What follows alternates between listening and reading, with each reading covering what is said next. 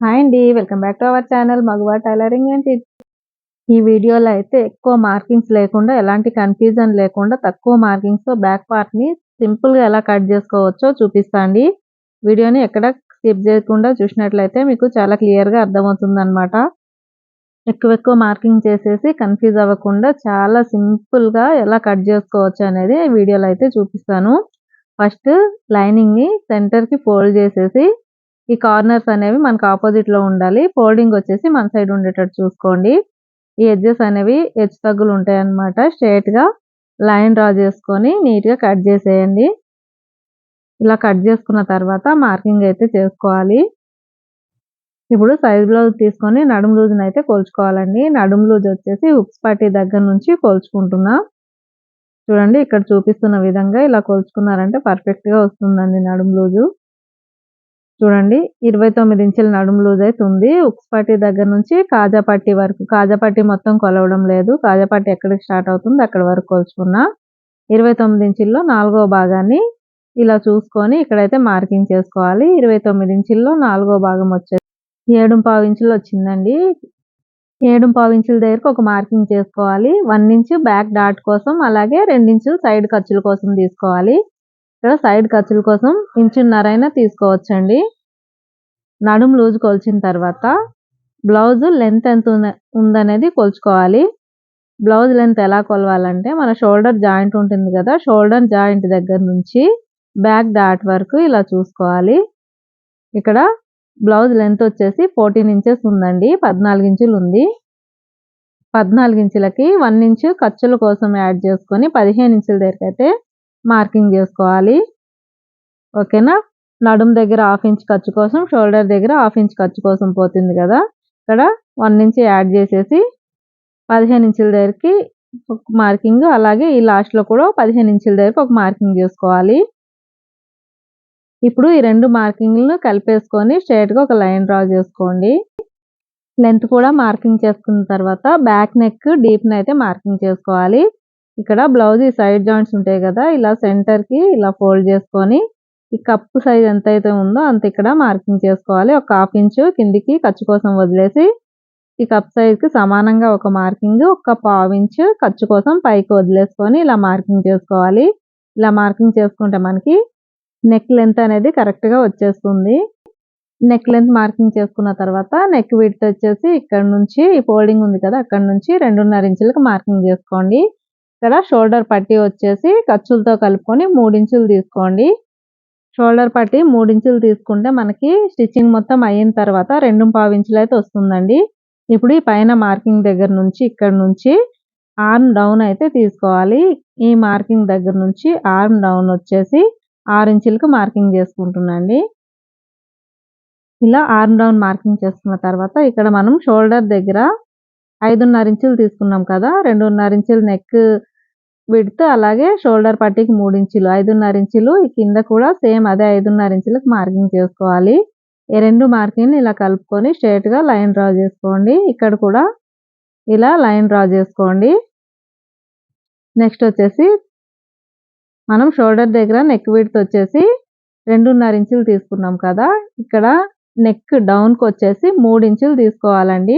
ఒకవేళ నెక్ బ్రాడ్‌గా కావాలనుకుంటే 3 ఇంచులు తీసుకోండి. లేదు నార్మల్‌గా యూ షేప్‌లో కరెక్ట్‌గా రావాలి అనుకుంటే 2.5 ఇంచులే తీసుకుంటే సరిపోతుంది. కొంతమంది ఏంటంటే బ్రాడ్‌గా కావాలంటారు కాబట్టి ఇలా 3 ఇంచులు, ఒక 1/2 ఇంచ్ ఎక్స్ట్రా ఈ నెక్ డౌన్ దగ్గర తీసుకుంటే మనకి నెక్ బ్రాడ్‌గా వస్తుంది. షోల్డర్స్ కూడా జారిపోవన్నమాట.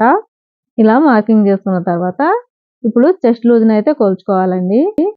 ఇక్కడ సైజ్ బ్లౌజ్‌ని నీట్‌గా ఇలా పరిచేసుకొని ఈ చేతి జాయింట్ ఉంది కదా, ఈ జాయింట్స్ 2 సైడ్‌లు హ్యాండ్స్ జాయింట్స్ ఉన్నాయి కదండీ, ఈ జాయింట్ కింది నుంచి చెస్ట్ లూజ్‌ని అయితే తీసుకోవాలి. ఇక్కడ చూపిస్తున్నట్లు ఇలా చెస్ట్ లూజ్‌ని అయితే తీసుకోండి. చెస్ట్ లూజు సగానికి వచ్చేసి 16 ఇంచుల నర వచ్చిందండి. 16.5 ఇంచెస్ వచ్చిందనమాట. దీనికి మధ్యకి టేప్ ఫోల్డ్ చేసుకొని 16 ఇంచుల నరకి సగంకి టేప్ ఫోల్డ్ చేస్తే 8.5 ఇంచులు వచ్చింది. 8.5 ఇంచులకు ఒక మార్కింగ్ చేసుకోవాలి. అలాగే సైడ్ ఖర్చుల కోసం 2 ఇంచులకి మార్కింగ్ చేసుకోండి. ఇప్పుడు ఈ మార్కింగ్ చెస్ట్ మార్కింగ్ అలాగే నడుము మార్కింగ్‌ని 2 ఇలా కలిపేసుకొని స్ట్రెయిట్‌గా లైన్ డ్రా చేసుకోండి. ఎక్స్ట్రా ఖర్చుల కోసం వదిలాం కదా, ఆ 2 మార్కింగ్‌లు కూడా కలిపేసుకోవాలి. నెక్స్ట్ వచ్చేసి కార్నర్ దగ్గర నుంచి 1 ఇంచ్‌కి మార్కింగ్ చేసుకోండి, ఆర్మ్ రౌండ్ కోసం అన్నమాట. ఇక్కడ నుంచి 1 ఇంచ్‌కి మార్కింగ్ చేసుకుంటే మనకి ఆర్మ్ రౌండ్ అనేది కరెక్ట్‌గా వచ్చేస్తుందండి. ఇక్కడ నేను ఆర్మ్ స్కేల్‌ని యూజ్ చేసి అయితే ఆర్మ్ రౌండ్ అయితే తీసుకున్నా అండి. ఇక్కడ మనం 1 ఇంచ్‌కి ఏదైతే మార్కింగ్ చేసామో ఆ మార్కింగ్‌ని కలుపుకుంటూ ఇలా రౌండ్‌గా వచ్చేటట్టు చూసుకోండి.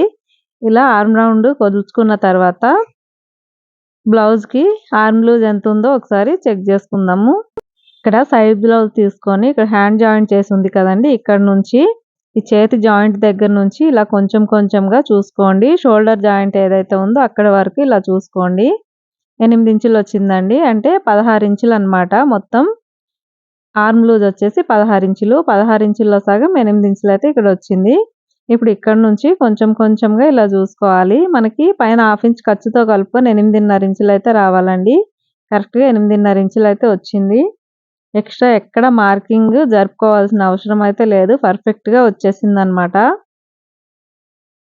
ఇక్కడ నెక్ షేప్ దగ్గర మీరు రౌండ్‌గా కావాలంటే డ్రా చేసుకోవచ్చండి. ఇక్కడ నేను ఈ బ్లౌజ్‌కి వచ్చేసి స్టార్ నెక్ పెట్టమన్నారనమాట కస్టమర్. దీంట్లోనే నేను స్టార్ నెక్‌ని అయితే డ్రా చేస్తున్నాను. మీరు నార్మల్‌గా దీంట్లోనే రౌండ్ షేప్‌ని కూడా మార్కింగ్ చేసుకోవచ్చు. ఇంతే అండి, చాలా సింపుల్‌గా ఎక్స్ట్రా మార్కింగ్స్ ఏం లేకుండా, ఎలాంటి కన్‌ఫ్యూజన్ లేకుండా చాలా ఈజీగా అయితే అందరికి అర్థమయ్యే విధంగా అయితే ఈ మార్కింగ్ ఉంటుందన్నమాట. ఇలా మొత్తం మార్కింగ్ కంప్లీట్ అయిన తర్వాత ఇక్కడైతే బ్యాక్ డాట్ కోసం అయితే మార్కింగ్ చేసుకుంటున్నా అండి. ఇక్కడ చూడండి, ఈ మార్కింగ్ దగ్గర నుంచి ఇలా టేప్ తీసుకొని సెంటర్‌కి ఇలా ఫోల్డ్ చేసి ఇక్కడ ఒక మార్కింగ్ చేసేయండి. ఇది మనకి బ్యాక్ డాట్ కోసం అన్నమాట. మార్కింగ్ మొత్తం కంప్లీట్ అయిపోయిందండి. ఇప్పుడు దీన్ని కట్ చేసేసుకోవాలి. చూసారు కదండీ, ఎంత పర్ఫెక్ట్‌గా ఈజీగా మనం ఎలాంటి కన్‌ఫ్యూజన్ లేకుండా, ఎక్కువ మార్కింగ్స్ లేకుండా బ్లౌజ్ కటింగ్ అనేది చేసుకోవచ్చు. ఇక్కడ నేను బ్యాక్ పార్ట్ మాత్రమే కటింగ్ చేసి అయితే చూపిస్తున్నా అండి. ఇలా కట్ చేసుకున్న తర్వాత ఇక్కడ చెస్ట్ లూజ్ దగ్గర ఒక నాచ్ పెట్టుకోవాలి. అలాగే బ్యాక్ డాట్ కోసం మార్కింగ్ చేసాం కదా, ఇక్కడ ఒక నాచ్ పెట్టుకోండి. ఇప్పుడు బ్యాక్ డాట్ లెంత్‌ని కొలుచుకుందామండి. డాట్ లెంత్ వచ్చేసి ఖర్చులతో కలుపుకొని 4.5 ఇంచులకైతే మార్కింగ్ చేస్తున్నా అండి. హాఫ్ ఇంచ్ ఖర్చు కోసం పోతుంది. 4 ఇంచులు బ్యాక్ డాట్ అయితే వస్తుంది. ఇక్కడ సెంటర్ దీన్ని ఇలా ఫోల్డ్ చేసి మనం ఇక్కడ రఫ్ చేసినట్లయితే మనకి ఇక్కడ సెంటర్ పాయింట్ అయితే వచ్చేస్తుంది. చూసారు కదండీ, ఎంత సింపుల్‌గా ఎలాంటి కన్‌ఫ్యూజన్ లేకుండా మనము ఈజీగా అయితే బ్లౌజ్ బ్యాక్ పార్ట్‌ని అయితే కట్ చేసేసాము. ఇక్కడ స్టార్ నెక్ షేప్ కూడా చూడండి ఎంత పర్ఫెక్ట్‌గా వచ్చింది. వీడియో గనుక మీకు నచ్చినట్లయితే వీడియోని లైక్ చేసి షేర్ చేయండి. ఇలాంటి మరిన్ని వీడియోలు చూడాలనుకుంటే ఛానల్‌ని సబ్స్క్రైబ్ చేసి పక్కనే ఉన్న బెల్ ఐకాన్‌ని ప్రెస్ చేసి ఆల్ అనే ఆప్షన్‌ని క్లిక్ చేయండి. Thank you for watching.